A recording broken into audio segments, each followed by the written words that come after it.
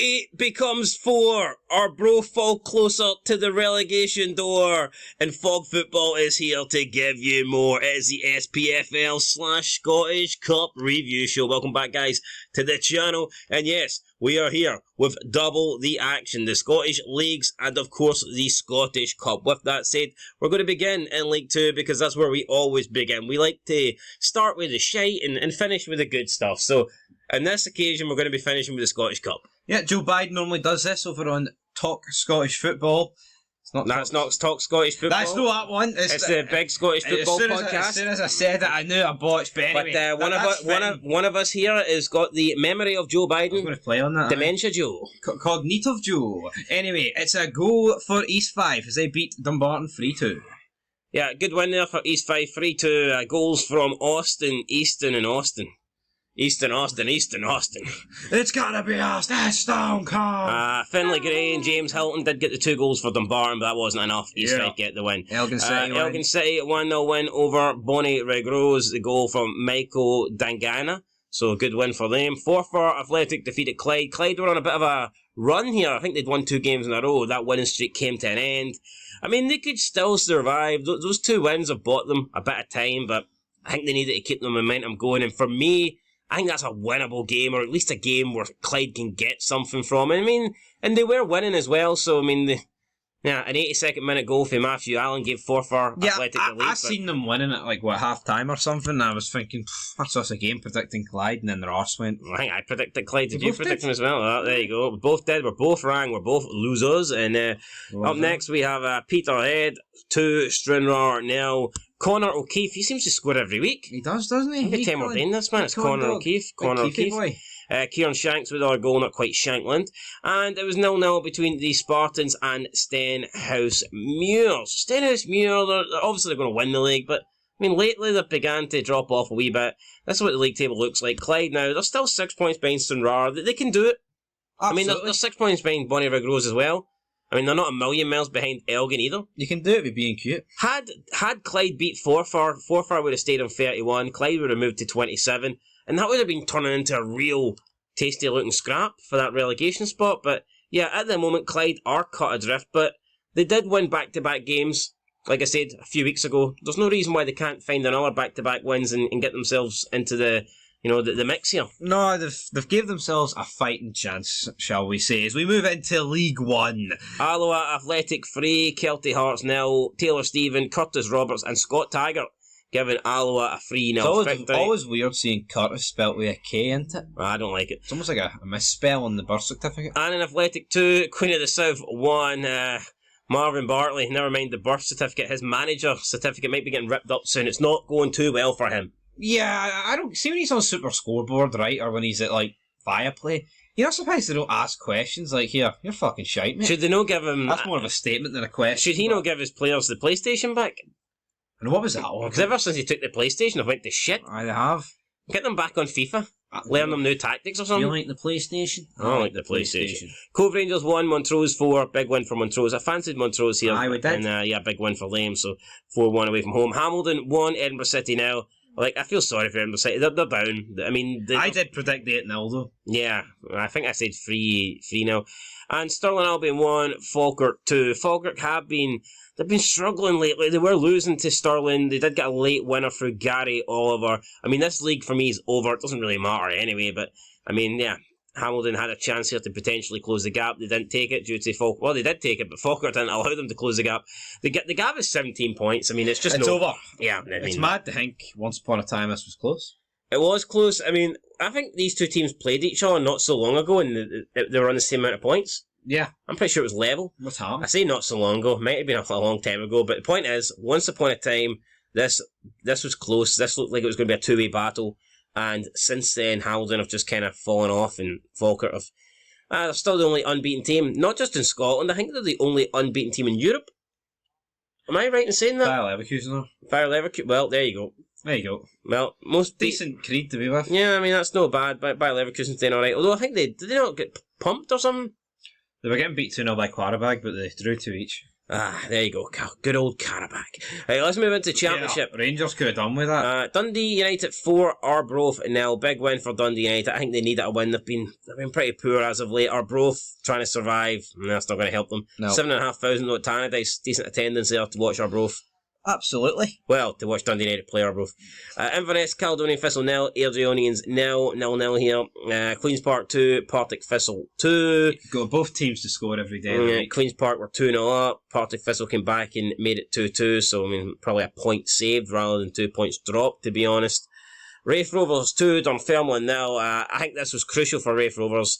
I don't think they could drop points here today. After losing to Arbroath in a game that they should have won after being 2-0, I think they had to bounce back and get a win here in this tough Fife derby. They did. Durkowski made a fantastic save at 0-0, so fair play for them. They're lucky. That went in would have changed the game. Yeah, had Dunfermline won the day and they've fallen 4 points behind Dundee United, momentum going against them, 2 defeats in a row, I wouldn't say the title would be over, but I mean Dundee United would have obviously went heavy favourites at that point. Absolutely. And the Championship League table then looks like this. Dundee United top with 58 points. Raith Rovers are 4 points behind, but they do have that crucial game in hand. Then it's Partick Thistle, Greenock Morton, Airdrieonians, Queen's Park, Dunfermline, Ayr United, Inverness, and then Arbroath. Dunfermline, a couple of weeks ago, found themselves up in, I believe, 5th place, looking like they could move into the playoffs. Now they find themselves kind of going back down the table. It's very close here, though. It's going to be tight to see who... I mean, not only is the playoff positions not wrapped up yet, but also the relegation playoff position. I mean, I think Partick Thistle will be good enough to get further. I think they are... they'll underperform, but I think they will win enough games to get forward. But for me, from 4th down to 9th, it could pretty much go any way. It could. Yeah, Morton and Airdrie have a little bit of a points advantage over the other teams, but in a tight league like this can change entirely. Couple of weeks without a win, couple of weeks with some teams winning back-to-back games, and before you know it, the entire league has changed. No, it has changed. You know what? You always can't complain with the Championship. It's always up and down. Didn't Inverness Thistle, though, look like, I mean, maybe last month that they were going to be pushing for the playoffs? I know they are. And now they're... Yeah, so it's a strange league. You want to give your prediction, who you think's going to get that 4th spot, assuming you also believe Partick will finish 3rd? They will. I'll go with Greenock Morton. No Airdrie? No? I would like Airdrie to do it, but I don't think they will. Who's going to finish 9th? Dunfermline. Dunfermline? Here first, guys. Dunfermline. I'm going to go with Inverness, unfortunately. I'm going to go with Inverness, and I'm going to go with Greenock Morton. And we move into the Scottish Cup, so let's do it. First, it was Aberdeen, Kilmarnock, a 3-1 win for Aberdeen. It was Neil Warnock's last game before stepping down. I guess he wanted to go out on a high. Pretty much it's his only high at the club. I don't think he could better this result. So for me, it makes sense for him to leave. Now, we don't know whether I doubt he's chose to step down. I mean, he might have, but for me, I think it's more of a case of Aberdeen knew that they wanted to appoint a manager, therefore they said, right, you have to go. I don't think he was going to do better than this. If they did keep him to the end of the season, now that they've got Celtic, I know Celtic aren't playing great, but I think Celtic would have beaten them in the Scottish Cup semis. And for me, yeah, at least if he goes out with this, it's like he finished on a high. It was just a waste of time, though, wasn't it? An absolute waste of time for Aberdeen and him. No, it was, but I mean, could you imagine what much worse it would have been had they lost this game and then he'd been let go? At least he can go out with his head held. Well, I wouldn't through a couple of cup rounds. I wouldn't brag about it. I wouldn't come on and say you've set the foundations. Like, I wouldn't go that far. I set the standard. I'm the man. I wouldn't be bragging like that. But he's making it like it's going to be easy now for the next manager. But it's only a couple, like last week, he's saying, "Oh, this team's terrible. Can't defend. They're too soft." And now all of a sudden he's built the foundations. Make your mind up. Rome wasn't built in a day, you prick. Anyway, so Aberdeen are through. Celtic defeated Livy by 4-2. Close game. Livy were right in this up into the dying minutes here. 4-2, I think, is a little bit of an injustice. It makes it look a little bit more comfortable for Celtic than it was. Livy were very close to getting to extra time. I think they deserved the extra time, to be honest. Just like I think Morton also deserved the extra time.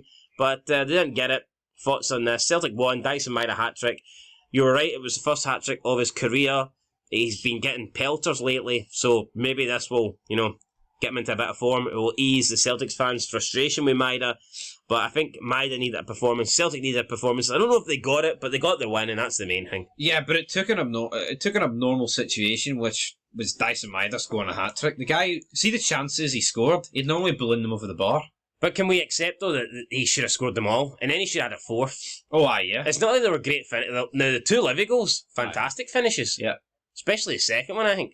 But, yeah, the Dyson Maida ones, it's like, could you miss? No, but it's just not good enough for Celtic. I mean, we can't even argue, oh, well, they played a second-string team. I mean, you could argue at the back it's second-string, but that's through injuries, right? And they did look poor at the back. No, they're shite. But not as bad as Livy. I mean, Livy defensively were shocking. Like, I know they beat Dundee 7-1, right? And we can pretend that was great, even though it was awful for Dundee, but it was good for Celtic as well. But they just don't play good. They don't. They do not play well. The fact is, they struggled against a really poor Livy side. And if Livy could have defended better, then, I mean, who's to say Livy wouldn't have knocked them out? Even when Celtic aren't bad, they just give away chances. And teams that give away chances do not win the league, really. Liam Scales and Stephen Welsh, they're not the centre-back partnership you want. Like, I think with Rangers, right, it's almost like it's always mistakes that lead to goals. I think with Celtic, it's just overall being shite, if that makes sense. So Rangers, you think it's individual errors? Yeah, rather than actually, like, piss poor defending. Well, no, it is piss poor defending. It's hard to explain. I think with Celtic at the back, they're just poor. But with Rangers, I think they can be really good at the back, and then goals and all, like one ball bounce, and that's it. I think with Celtic, they just get completely ripped open. Ripped open. Anyway, let's rip open the next match. It was Hibernian at Easter Road taking on Rangers. Hibs fans not happy. They were sent down to 9 men. Rangers won 2-0. Wasn't the greatest game of football, although it was pretty entertaining. So there's that. And that's it, really. Rangers into semis. Hibs going to go another season without silverware. They can focus now on trying to get into the top 6 and maybe trying to catch St Mirren or Kilmarnock, but that's very unlikely, in my opinion. But yeah, Rangers through. Thoughts on the game? Just wasn't great. It was an alright game, right? But, I mean, too much is being made on the decisions for me. And I mean, I guess you could say it was a pretty massive point in the game, but Rangers won. Dry your fucking eyes, alright? Let's move on. No, if Hibernian had won 2-0 and Rangers had 9 men, though, I'd probably be green. Where's the fucking onions? No, let's spin it. Let's say Hibs won 2-0 and the exact same decisions happened against Rangers. No, I would be saying, you know what, I think some of them are soft, but it's their own fault. The players, he put the decisions in the referee's hands. Fair enough. And what I would say, though, about Rangers is, they get through against Benfica. That's them going well into April with a chance of a quadruple. It is. Not many teams can say that. But sooner or later, I think all these games are going to catch up to them, so... Yep, dropping like flies. Dujon Sterling injured, and we touched upon it earlier, we talking about Callum McGregor.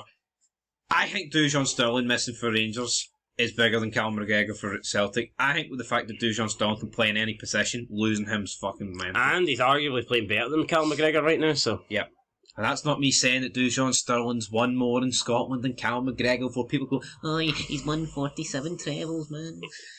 Well, no, but since he's been here, available trophies. He's won more. Is it not 1-0 Sterling? Aye, it's 1-0. Aye, so... That's all that matters. Yeah, you can't really... How can you can't downplay Sterling's achievements because he's only been here 6 months? How can you say Sterling isn't as good as McGregor because McGregor won a title 5 years ago? Well, fucking Sterling couldn't do nothing about that. True. Do you know what I mean? Yeah, was Sterling in the Chelsea squad that won the Champions League? Potentially. Anyway, I don't know, he wasn't. I know Billy Gilmore was, though. Anyway, Greenock Morton, last game, 0. Hearts won. Hearts getting their place in the Scottish Cup semis.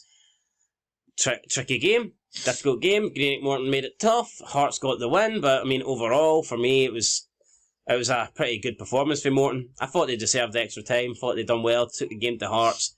Held it pretty well. Hearts scored late on, thanks to Fargas.